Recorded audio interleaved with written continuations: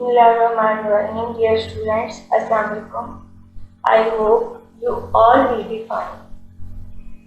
Here I am Sarva Shamsher as a co-teacher for the lecture in botany from Department of Botany, University of Education, Lahore.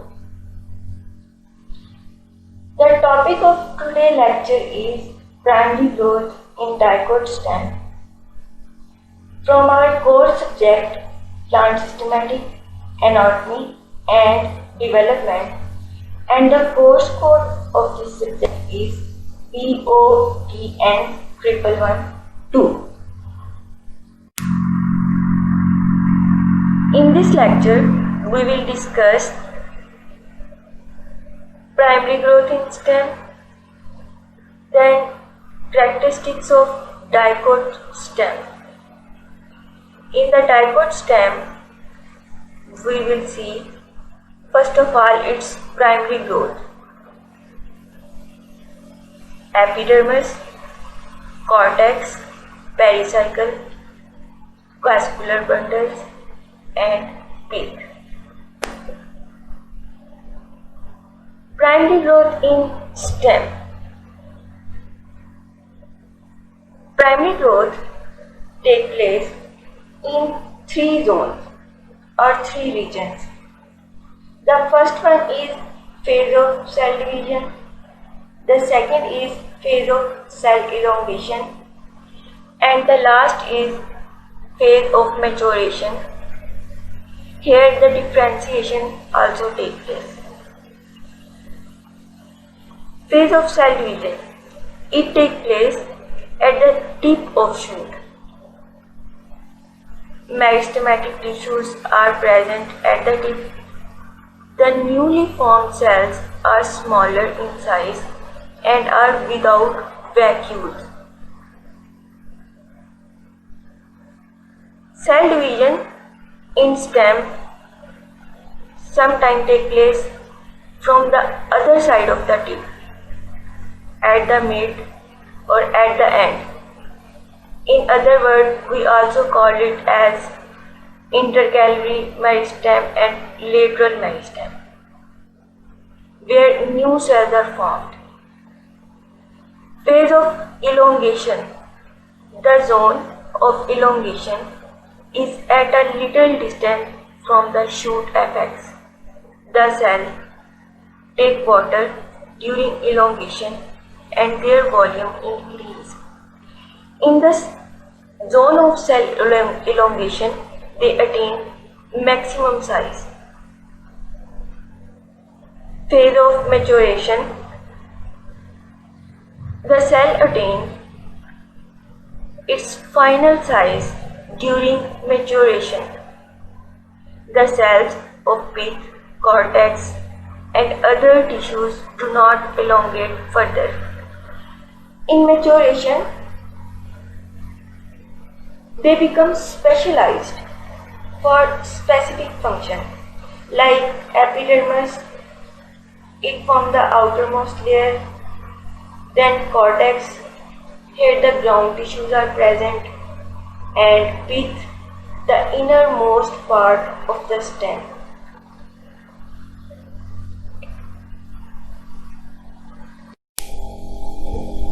The diagram of primary growth in stem.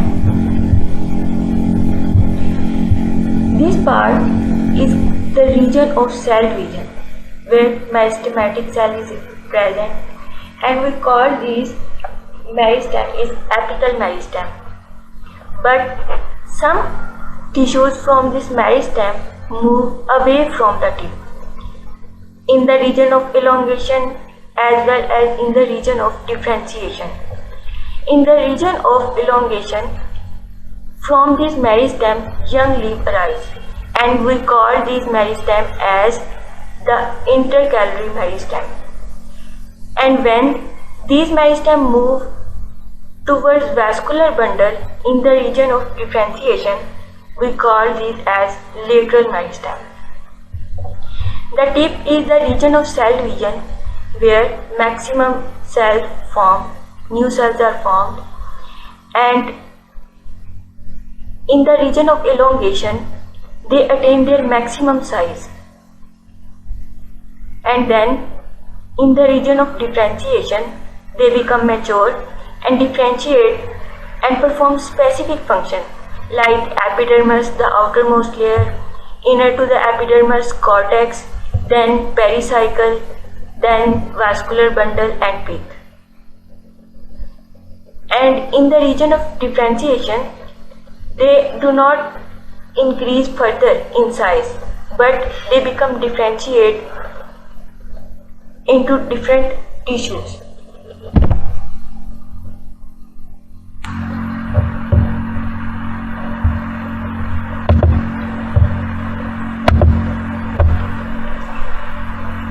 Characteristics of dicot stem. The vascular bundles are arranged in a ring, while in monocot stem we have seen the vascular bundles are scattered all around. The vascular bundle are uniform in size.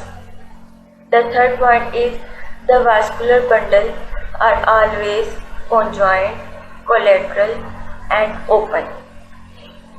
Conjoint means the xylem and phloem is on the same radius. Collateral means the phloem on the outer side and xylem on the inner side. And the open means the vascular cambium is present between xylem and phloem, which have role in secondary growth. Many layered hypodermis is present beneath the epidermis in the cortex region. And the last point is a well-defined endodermis is present. In other words, we also call this endodermis as inner cortex.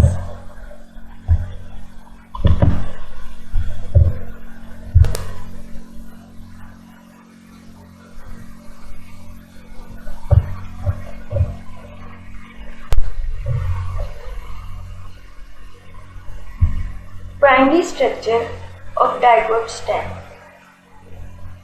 In the primary structure, we will see epidermis, the outermost layer.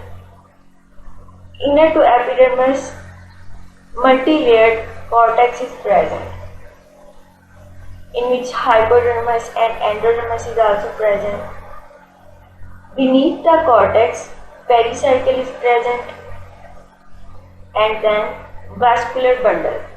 Vascular bundle are present in ring form, and the innermost part is pith. A well-developed pith is present. One by one, we will discuss all of these.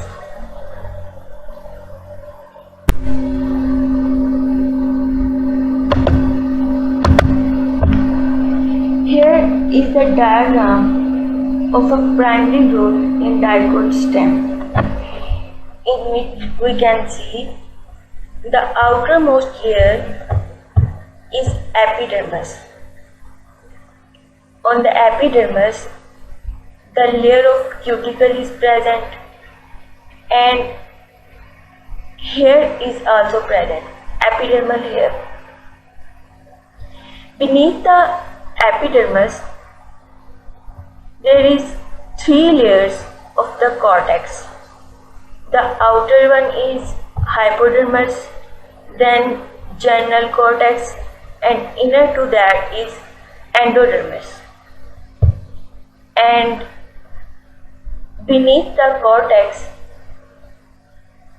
there is pericycle, and then the vascular bundle start, which is present in ring form.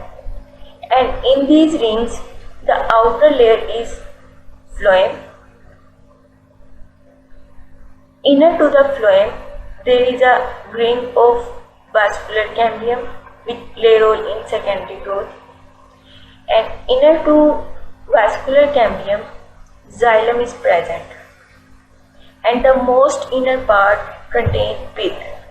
But some cells from pith start from pith and end with cortex. Means there is a connection between pith and cortex, and this connection is made by some parenchymatous cells. These are called medullary rays.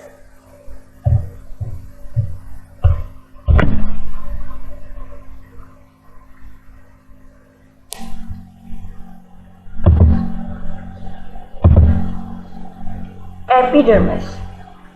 The epidermis of the stem consists of single layer made up of parenchyma cells. In the epidermis, these parenchyma cells are attached closely to each other. There is no intercellular spaces between these parenchyma cells. The wall of these cells are cutinized. The layer is externally covered by cuticle, means from the epidermis the layer of cuticle arises and it covers the whole epidermis. The cuticle is present to prevent water loss. The last point is epidermis may contain the hair-like structures known as trichome. As we know, the cuticle prevent water loss, but trichome may also function as prevent water loss or protection of the plant. How? The trichome secrete some elements like tannins or allergy causing elements, so the grazing animal don't attack on the plant which have trichome because of these allergy causing elements.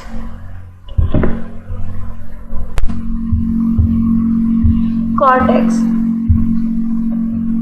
The cortex is composed of following types of tissues: hypodermis layer, in which collenchyma or sclerenchyma tissues are present. Then general cortex is present, in which parenchyma tissues are present, and the innermost layer of the cortex contains endodermis. In some plants, the hypodermis layer contains collenchyma tissues, while in some plants, hypodermis layer contains sclerenchyma tissues. And both of these have same function. They provide mechanical support to the plant. Hypodermis. Collenchyma tissue are present on the outer side of the cortex, provide mechanical support. And these collenchyma tissues are closely packed and they have thick corner, provide mechanical support. Then sclerenchyma tissues. In some plants, sclerenchyma tissues are present in place of collenchyma. They also act as supporting tissue. Parenchymatous cortex, or we also say it general cortex. Maximum part of the cortex contain parenchyma tissues. They also contain chloroplast. It is the central region of the cortex, and the parenchyma cells are loosely arranged. And in some cases, it is also act as storage region.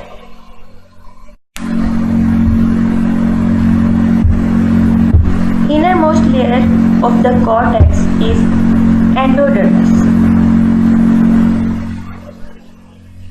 The cortex on its inner side bound onto the endodermis. These characteristics physiologically active tissues is frequently one layer thick, but in some plants it can be two or more layers. As we know, it is the innermost layer of the cortex, and the cells are barrel-shaped and tightly packed. The cells of the endodermis may contain starch grain. Therefore, we also call this layer as the starch shell. Pericycle.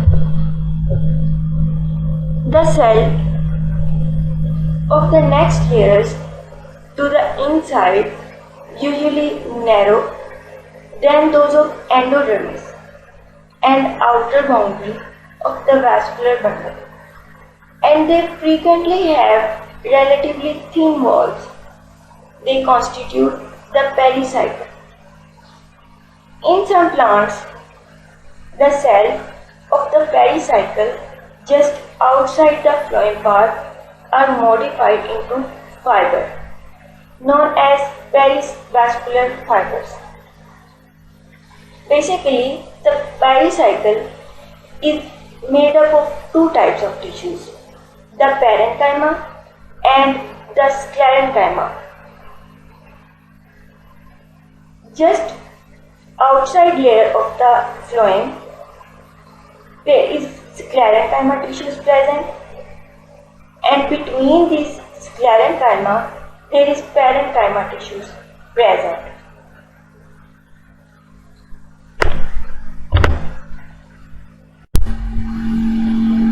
Here is the diagram in which we can see the pericycle layer. This dark color part, which is above the phloem, is made up of sclerenchyma tissues, while between these two layers, here is the vascular bundle and here is the vascular bundle, and above these there is sclerenchyma tissues, and between these sclerenchyma there is parenchyma layer. So the pericycle is made up of two types of tissues, the sclerenchyma just above the phloem and the parenchyma between these sclerenchyma tissues. The innermost part is pith. It is the central part of the stem and encircled by the ring of vascular tissues. It is made up of parenchyma tissues. They are loosely arranged and there is also intercellular spaces present. The cells are larger size in the center and gradually become smaller towards periphery. The strips of the ground tissues between and adjacent vascular are medullary rays or pith rays. Medullary rays connect the pith with the cortex. The parenchyma tissues from pericycle connect to the pith. Means there is a connection between the pith and the cortex, and this connection is due to these parenchyma tissues, and we also call these tissues as medullary rays or pith rays. Vascular bundle.